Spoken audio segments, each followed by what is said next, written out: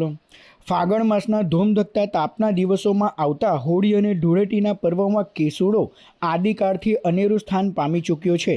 જો કે આજના આધુનિક જમાનામાં કેમિકલયુક્ત રંગોએ કેસુડાના ફૂલોને જાણે કે ભૂલાવી દીધા છે, પરંતુ અંતરિયાળ ગામના લોકો આજે પણ કેસુડાના ગુણોને સમજીને કેસુડાના રંગો સાથે ધૂળેટી પર્વની ધામધૂમપૂર્વક ઉજવણી કરે છે।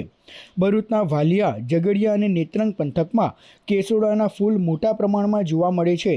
કેસુડાના ફૂલો ઉનાળાના દિવસોમાં તો જંગલ વિસ્તારોની શોભા વધારે છે, પરંતુ આયુર્વેદની દ્રષ્ટિએ ગુણકારી ગણાતા કેસુડાના ફૂલો પર ઘણા આયુર્વેદિક સંશોધનો પણ થઈ ચૂક્યા છે, જેમાં ચર્મરોગ, અતિસાર તથા નાના બાળકોને ઉનાળાના દિવસોમાં સૂકા કેસુડાના ફૂલોથી સ્નાન કરાવવાથી લૂ, શરદી અને તાવ જેવા રોગો સામે રક્ષણ મળી રહે છે।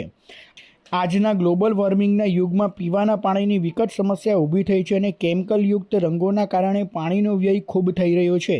ત્યારે કેસુડા જેવા બહુગુણી ફૂલોના રંગો વડે જો ધૂળેટી મનાવવામાં આવે તો તહેવારોની મજા સાથે સ્વાસ્થ્યની પણ જાળવણી થઈ શકે છે।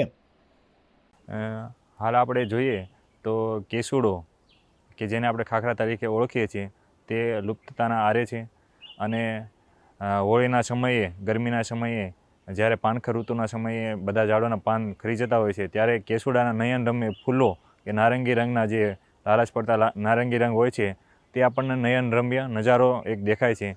તો તેની વિશે વાત કરીએ તો કેસુડાનું ઝાડ એ ખૂબ મહત્ત્વનું છે।